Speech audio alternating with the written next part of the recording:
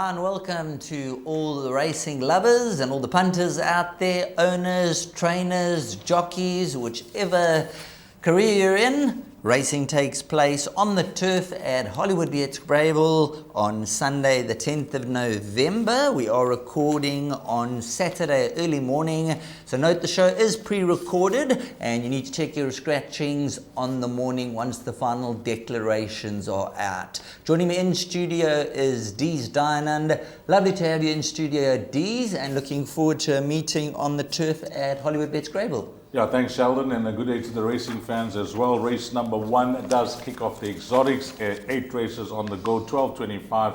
It's the start of the bipod, and let's go to our interview and rerun. Panthera Unthia flat to the boards, and here's Happy Fortune now trying to put it together. Jack Pori's running on the outside. The grey Panthera Unthia's finding that little bit extra. Get Off of My Cloud and Regeneration are exploding through. Here's Regeneration with a whiplashing turn of foot to win it. Panthera Unthia. Then it's close, Happy Fortune or Get Off of My Cloud. Fake the Creed. She ran a decent race last time. That first time of Mr. Canamayas had won. That came out and didn't run too good yesterday, but the going was bad. The filly is a lot better than her form suggests, and I think she'd be right there. Seattle range, she's doing nicely. I'm trying a little bit further. She's coming on the right way, but I think she might still need it. So there, a little bit of inside information on race number 1 and just giving you a little bit of heads up on the anti-post betting. I say anti-post, it's the day before, so a lot can change. Number 13, Nawe from 2-1 is down 16 to 10. And number 5, Happy Fortune from 4-1 to 7-2. Number 3, Greenlight Queen, a fair introduction, ran 4th on debut. That is 9-2. And then it's 10-1 bar. So they're betting a 3-horse race. I'm going to chat to Dees now about number 13, Nawe, the daughter of Gimme the Green Light from the Peter Muscat stable. And when you look at the 2-1, that looked to be a half decent price because this ran 4.7 lengths behind Quid Pro Quo. And we know that's a champion and got all the awards, won the Grade 1 races. And then last time Nawe ran second to West Side Story. And then otherwise you're going to be in the camp of a horse like number 5, Happy Fortune. He's had 2 fair runs to date, but obviously from the draw things could map out for her. But Dees, when you look at number 13, Nawe, Gavin Arena, he's come down, he's ridden some good races. He rode that horse Shanta's Pride for us the other day. He's getting to know the horses. He jumps on this one for the first time. But if you go on the overall form, if she beats the draw, she wins. I'm in agreement. I like her a lot. I'm hoping that the backers of the top one here can get off to an absolute flyer. Her last start, which was a comeback run after that break back in May, has seen such as Dream come out to win. When it comes to the draw, it is a bad draw, but Gavin Arena, we're going to leave that job to him. And the fact that Peter Muscat did race her against winners as a young horse, where she ran no type of effort behind Great Plains, who came through the other day in Cape Town to win an excellent race. I think Great Plains is one I'll certainly pencil in to follow as a 3-year-old down in the Western Cape. But coming back to Nawe, she beats the draw, she wins. I think when it comes to her ability and what she's shown to date, she is above this field. Trifectas and quartets: 3, Greenlight Queen; 5, Happy Fortune; 9, Fantasy League, and I'll also include number 10, Zena Rose. So I'm going to bank a number 13, Nawe. Around those numbers that I mentioned, I think you should get the trifecta or quartet. Well, there we go. Number 13, Nawe, despite drawn out at 13, just having a quick look. Numbers 12, 11, 10, and there's a whole host of runners on the inside that haven't got that much form. So perhaps from that 13 draw, slide across and come home to beat number 5, Happy Fortune, in race number 1.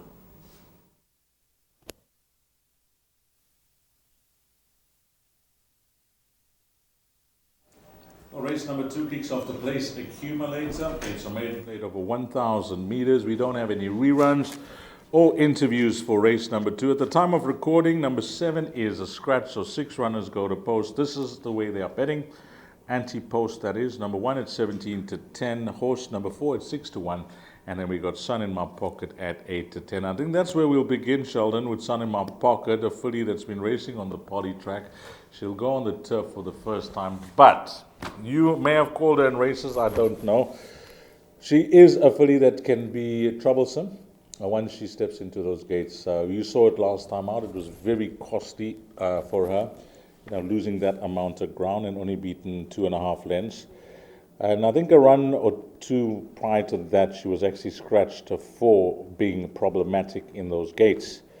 So that is a problem that I have with her. The ability is certainly there. I think she's shown it. But at 8 to 10, you're going to have to take your chances and hope for the best. Now, roll of the dice here with how she's going to behave on the day. No doubt, Wendy would have done everything that's humanly possible to try and quieten her, reschool her, etc. That's the way they'll work, because you don't want to come and see the same thing again at the races. So if she behaves and she jumps, I think against this type of field she wins. But that is a big if. Yes, well, I remember calling her last run. In fact, I think I've called all 3 of her runs to date. And watching her last time out, obviously Serena Moodley's ridden her in the 3 runs. So I'm a little bit surprised he's not riding her again. I'm not sure how the riding arrangements work. But Calvin Abib jumps aboard, whereas Serena Moodley knows her very well. He knows her quirks and everything. And her last run, things just went horribly wrong. She lost so many lengths at the gate, and she only got beat 2.65. Had Serena been on her, I would have been a bit more confident, because he knows all the tricks of the trade. But Calvin Abib, a top rider in his own right, if she jumps out and they've done the work back home with her, I believe she comes through and she wins. But she is very sharp in the betting, so keep a close eye on her. And obviously, as those gates open, you'd like her to jump out and get to the front or near the front. And even though she's taking on the boys, should take the beating. And then for me, number 1, Lady of Vix, a good debut third to RC Lancaster, long time off the track. And let's just have a look in the front of the book here and see if there is a comment. No comment there. And then number 2, Cola Tonic. For 16 to 1, this is the value for me. Remember we went for Cola Tonic, one of the races, we said, she battled to settle. You had a word with Gavin van Zyl that day. And if she settles, I think it may have been that run over 1,000 meters, where she blew out over 1,400. And we said, if she shows that amount of pace and speed and she managed to settle a little, she could run. That wasn't the worst of runs. Not the worst of runs, and that was over 1,000 meters, and a horse who I think's got a lot more ability than is actually showing. Look at the first run behind Sweetie Darling. 5.8 lengths behind Lion Rampant. Roman Agent. There's some real neat form lines there.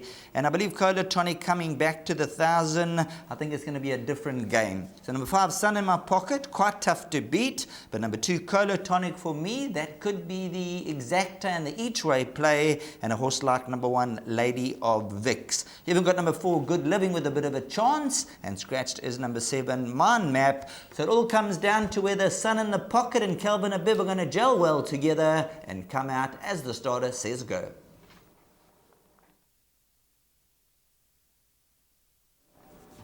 Right, moving along to race number 3 over 1,200 meters, and we just have the one interview, and that is with Daryl Daniels.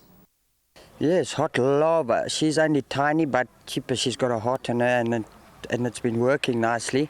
First run at the maidens, so I'm hoping for a decent run from her. There we go, hoping for a decent run from number 5, Hot Lava, the opening leg of the pick 6, and the time you need to be on is 13:35. And in this 1,200 meter contest, it's a 70 handicap. Dees, I'm quite surprised that number 3, Blowing in the Wind, is finding the money from 4 to 1 down 28 to 10. The reason being over 1,200 meters, I think she's very vulnerable. Number 4, Aspustiki, I think could be the right one at 3 to 1. Hot Lava 33 to 10 with number 6, Spirited Flight. A little bit of support for number 2, Edge of Tomorrow. Betting indicates number 3 is the money horse. But for me, number 4, Aspustiki. I think we'd have been in the same camp here. Serena Moodley jumps aboard. Penultimate run, a little bit disappointing, but last time came with a late flash. And here's a horse who really enjoys the distance. 2 of the 3 wins over the distance. And I think the quicker they go, the faster she's going to finish. And for me, Aspustaki, I think she sets the standard. Like blowing in the wind, for me, is quite vulnerable. I think Aspustaki is the horse to beat. Had a word with Carl. He thinks like it's the right field that he's found for her. It's a small field at the time of recording, 7 runners. She was beaten by a stable companion last time out, but you liked the way she was finishing off that race. I looked at the race that she takes on here with the average rating of 70, and you can see last time out it was a stronger field that she met. So I think Carl has found the right race for her. She's at home on the turf. All 3 wins have been on the turf. She's won over the course and distance. Whatever beats her wins. The only danger could be Mark Dixon's runner, who I must admit caught me doo-doo last time out. I was fast asleep in this one. I didn't think that the horse will come back to it. I gave it a place chance, but for it to come back and win in very easy fashion on the poly track, a horse that is at home on the turf as well, so a winner over the course and distance. Both of them are 3-time winners. And both of them 5-year-olds. So I'm going to lead with the older horses here, the ones that got the experience, numbers 4 and 6 as the 2 runners for the pick 6. But if I had to tip them, I'll be tipping 4 to beat 6. Anything else, and I think I'm out of the pick 6. I'm going to be with you there now. Number 4, Aspustaki, and number 6, Spirited Flight. They've both achieved their 3 wins, and they love the turf, they love the distance. And 4 from 6, as far as number 3, Blowing in the Wind goes, 4-1 down, 28-10. And for me, question mark. Last time I said might scrape in over the 1100 and started to really stagger. So I think the 1200 might find number 3, Blowing in the Wind out. So number 4, Aspustaki from Spirited Flight.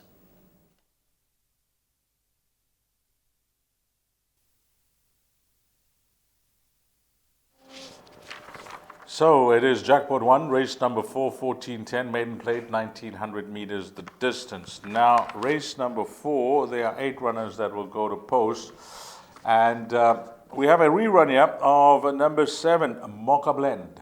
Is travelling well at the 300. Meritorious is trying to close in. D-Day now. Cole Dickens says, let's get serious. And look at Mocha Blend and Fate Decreed. Mocha Blend on the outside. Down the inside, Meritorious is coming strongly. Fate Decreed the outside. But Meritorious gonna get up close home. Fate Decreed second. Maybe Mocha Blend. And then came D-Day. Sanbini, to say the least, she's been a bit disappointing, but she's bred. She's a maturer, so she's bred to go distance, and I've just had to wait for her to mature and mature. Louis has been quite patient. I've said to him she's got ability, but we just need to let her grow into herself. She's now for the first time putting her over a bit of ground, and I'm hoping that she can improve. I just want to see her running on over the distance. Yeah, that's Queen of the Air is probably my best ride for the day. She's a big unit and progressive filly.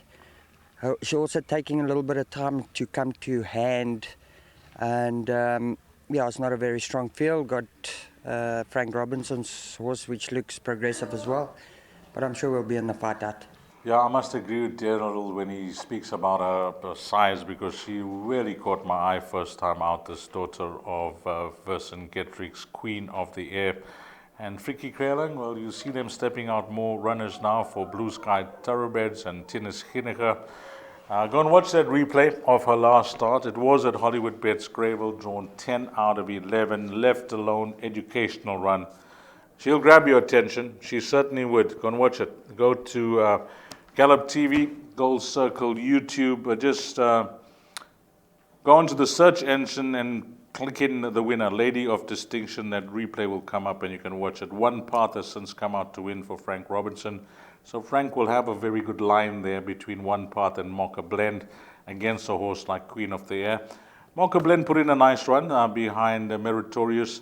That did nothing the other day, Sheldon, but I don't know how much you can read into that post-maiden run. And then Flying Hafler, Mike de Cock's runner. You know, it wouldn't surprise me if her consistency is rewarded, but she was given every chance last time out.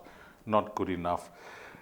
The improvement is with number 8 here, you know, and all depends on how she's come on, because when it comes to the distance, I have no issue. She'll love it.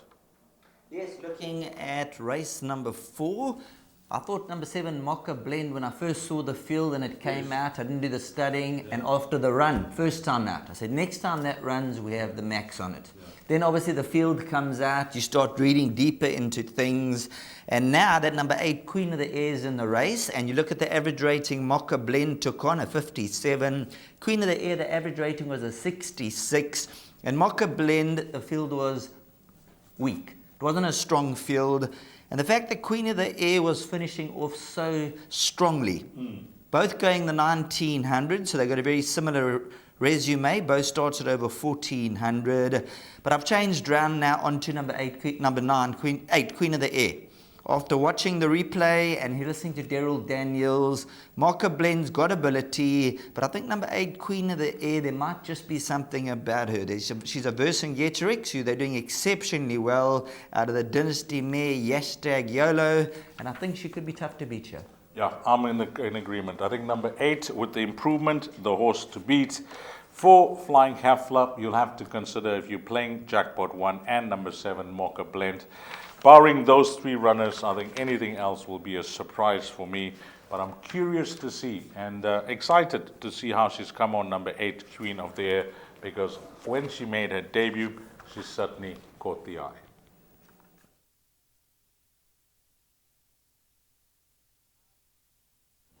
Next up will be race number 5 for all the racing fans. Hopefully the first 4 races have treated you exceptionally well, and for the second half of the program you'll be playing for free. But talking about going for free, let's get some free advice from the interview package. Banzai Pipeline doing well. He ran second in his last start, which was on the short side 17. He's over the right distance on the grass. He's an older horse, but he's running well. Burning Man, yes, I worked him this morning and I was pleasantly pleased with his workout, trying to drop him in this time, different tactics, and hoping to be on top of them at the finish. So there we go, hoping to be on top of them at the finish. And when it comes to race number 5, let's just give you the scratchings, numbers 1 and 2. So Mr. Hot Step is out, number 2, Send Me's out, and then at this time of recording, 9 runners will go down to the start. Now, Deez, I'm going to put it into your court here because the betting suggests that number 4, High Q, is the 5-2 horse to beat. Number 5, French Trip at 3-1. Number 6, View of the World at 4-1. Grape Shot 6-1. Banzai Pipeline is at 7-1. And there's 2 horses I like here, Banzai Pipeline and Ricardo at 16-1. Ricardo 16-1, although being a 7-year-old. Banzai Pipeline's also a 7-year-old, and he's at 7-1. How do you rate the 3 and the 8? And then give us your selection.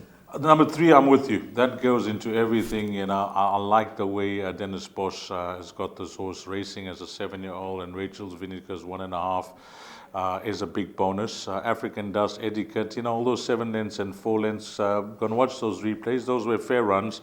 And then Banzai Pipeline, if I had to choose between the 2, I'll rather be in the camp of Ricardo ahead of 8, Banzai Pipeline. Although the stable's in cracking good form, you know, a horse that hasn't performed at his very best at this course, Banzai Pipeline. And I think that's purely because of the shorter run-in and on the turf.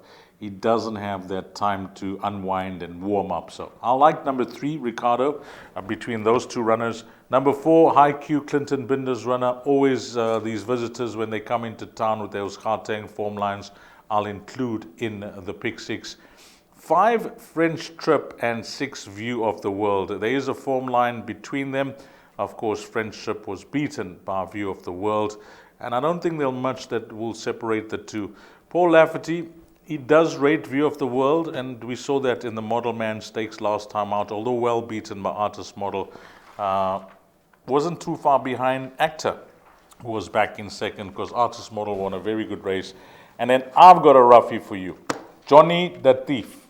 Now, a nice merit rating drop for this horse from, what's it, an 83 to a 74. And although he wouldn't give you all the confidence in the world on some of his runs out the maiden, I just personally feel against this type of field, and having chatted to MJ Odendaal about this horse, he's not going to retire a one-time winner.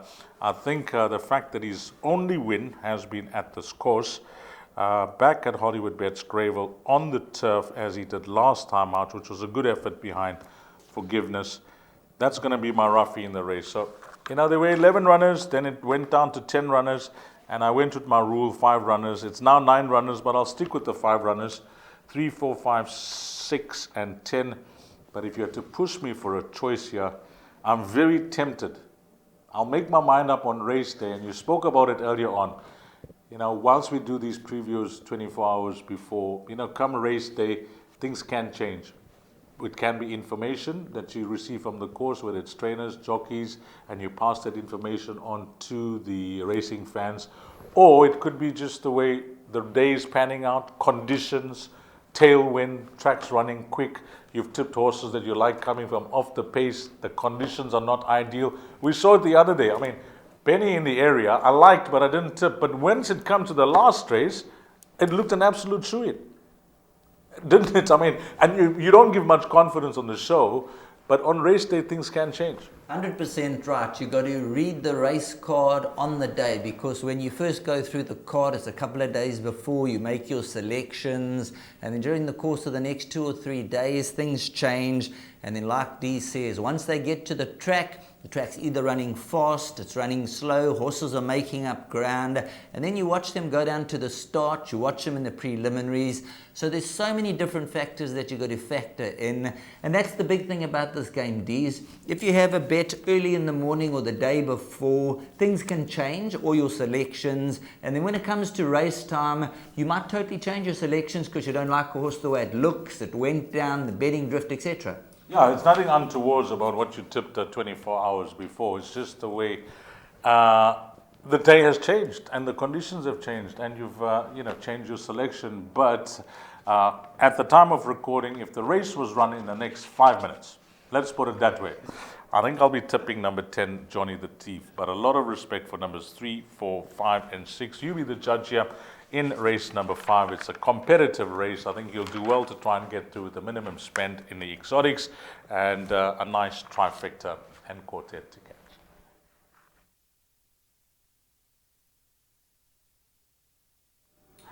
Race number 6 is a Pinnacle Stakes over the Hollywoodbets Durban July distance of 2,200 meters. And time of recording, 8 runners go to post. But before we get into the form and the runners, let's go to the rerun to the horse that they're all going to have to beat.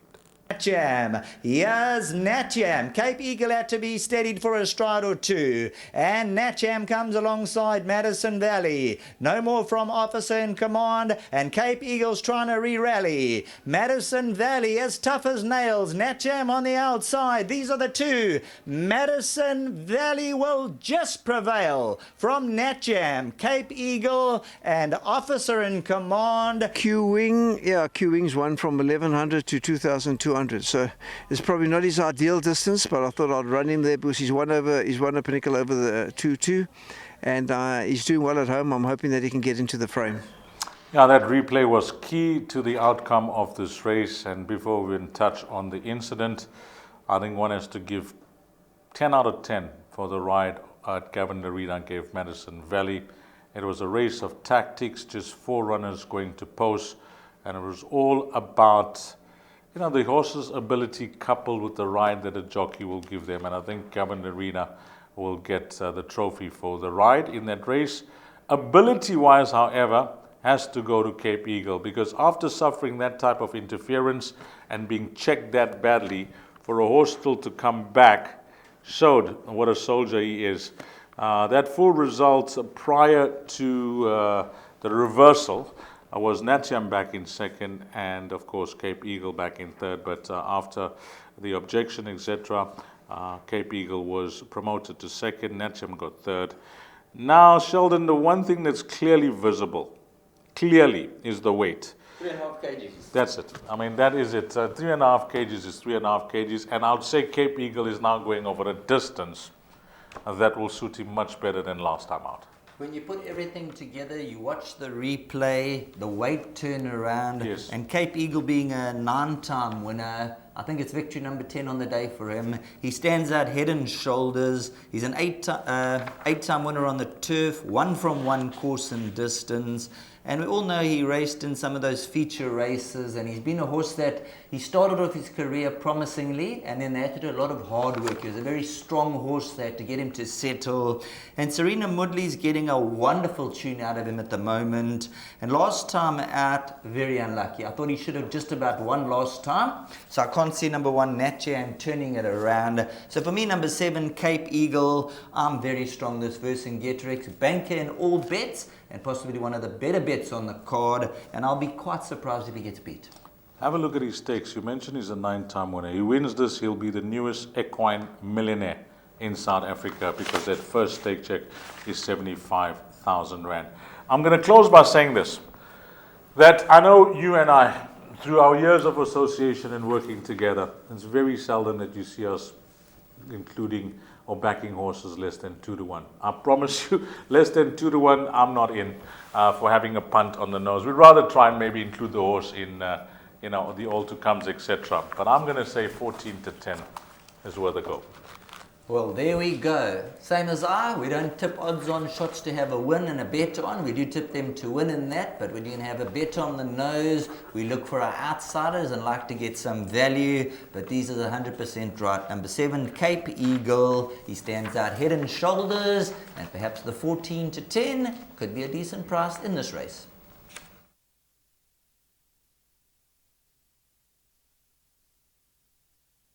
Stepping on the gas to race number 7, the last double on the card. Races 7 and 8, 1600 hours over 1600 meters.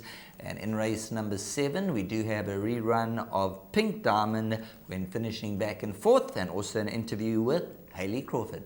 To Burn leads it. Ethereal View moves in for a challenge. Down the inside, Spring Kiss running on from behind. And Pink Diamond's also trying to get into the race. Coming to the 200 though, Ethereal View. Way to Burn is trying to come back for more. Ethereal View still goes though. And Ethereal View will win. Way to Burn will be second. Third to Green Light all the way. And Pink Diamond ran fourth. Rowan's Dream, it's her first run for our stable. She's coming back after a long layoff. She went to the farm and she's had quite a few niggles. She's fit and she's well. We would have preferred a 1400 for her first run back. In saying that, she should give a good account of herself. She's a pretty honest filly. She tries hard, but she may just need the run to dust off the cobwebs. Sacred Lily ran on the 6th. It's unlikely that she'll run again on the weekend, but it's not impossible. She's an average type of filly, but she also tries hard, and she's usually around the minor placings. So there you heard it. Number 3, Sacred Lily, a possible scratching. Number 6, Sasha's Dream is scratched. So keep an eye. And if number 3, Sacred Lily comes out, there's only 7 runners left to go down to the post. And talking about 7, that is the favourite, Green Light all the way. 1 beating Hodgepodge. We saw Hodgepodge come through after that and run an absolute blinder to get up. Then number 7, Green Light all the way, ran third to Ethereal View in the post maiden run. Been chalked up at an 81 in the ratings and is trading at 15-10. Number 4, Pink Diamond, 7-2. Horse who's going to run a big race. And for me, the unknown is number 1, Radu, the 5-year-old daughter of Rabada. I remember last time out, Rachel Venica jumped aboard and they had some steady betting support on that occasion. And if you go back to the 13th of April in a 90 handicap, finished 1.25 lengths behind them. It's clear to see a horse with ability, but in and out. Yeah, in and out, Radu. There was some money last time out, as you mentioned. I think Chelsea Flower. We'll keep an eye on Aspustiki earlier on and see if that form line holds up. If Aspustiki comes through to win, there could be some type of confidence with number 1, Radu. But on Wednesday, when I worked with Mr. Paul, I did get around and chatted to the regulars and punters that made their way to the track. Now, the one thing that was clear for me is that while they appreciate the homework that's been done for the show by the presenters, For those that, don't have the time to study and reading out form lines and replays and, trying to work out weights, etc., they really appreciate that. But the one thing that they are looking for is information. They want you to be the ears and the eyes of the racing fan and pass this information over, if you get some information, because that's what's, needed. The form is there. Most of the guys do the studying. The reason I say this is because as much as possible, if you hear something from a trainer, an owner, a jockey, or however you got that type of information, if you can pass it on, and it's valuable information, and of course information that will help the race goer, it is appreciated by the racing fan. Now I say this because in race number 7, all I heard on Wednesday is that wait for Sunday for this horse, number 7, green light all the way, and you can bank at this in all your bets, because Glenn Cotson's horse, I heard, is a good thing here in this race, and that post-maiden run on the poly track wasn't the worst of runs. I say this because you've been calling races on the poly track, and we've seen of late that if you're not handy or in the first half of the field, you've got no or zero chance. So she was one of the few fillies on that day that was actually making up ground from the back of the field, which was encouraging, and she was only beaten 4 lengths. Now on the turf, over 1,600 meters, against this type of field, I know it's not a strong field. I can actually say for some of these runners, it's actually a weak field. I only make one danger, and that's Paul Lafferty's runner forward motion because of the claim 2.5. He's nice to take off the weight there.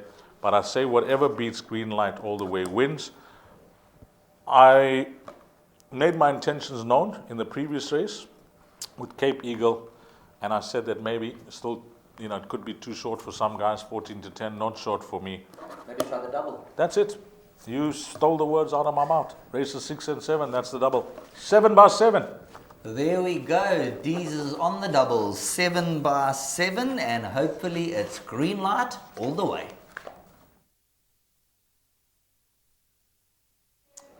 Well, we close things off in race number 8 over 1,000 meters, merit rated 74 handicap. And before we get to the field, which is a very competitive one, we got an interview.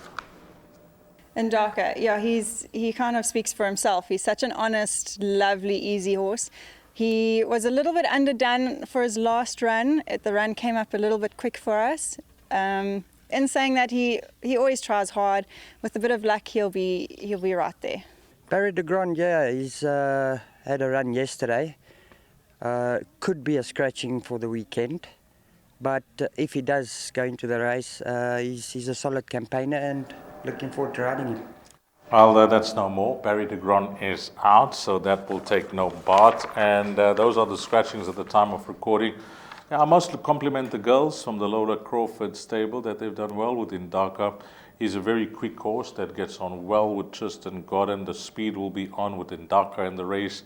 And so will 8 Trafalgar Square be racing up handy. So I'll tell you what I've done here, Sheldon, is that I've gone with the 2 horses that have the speed in 7 and 8. And then I've only picked out 1 horse that's going to be coming from off the speed, number 5.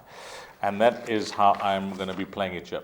My 3 numbers for the place accumulator and possibly the pick 6, but maybe 1 more runner. And you're going to do the pronunciation for us with number 3 for the pick 6. So my PA numbers are 5, 7, and 8. And for the pick 6, I've just included horse number 3. 100%. Number 3, Sakala Iskatulo, and this is from the Clinton Binder stable. Ran second 5 days ago behind Address the Nation, so that needs to be included. And then if you're looking for one other horse, number 6, Rafa's Boy, could be in the play.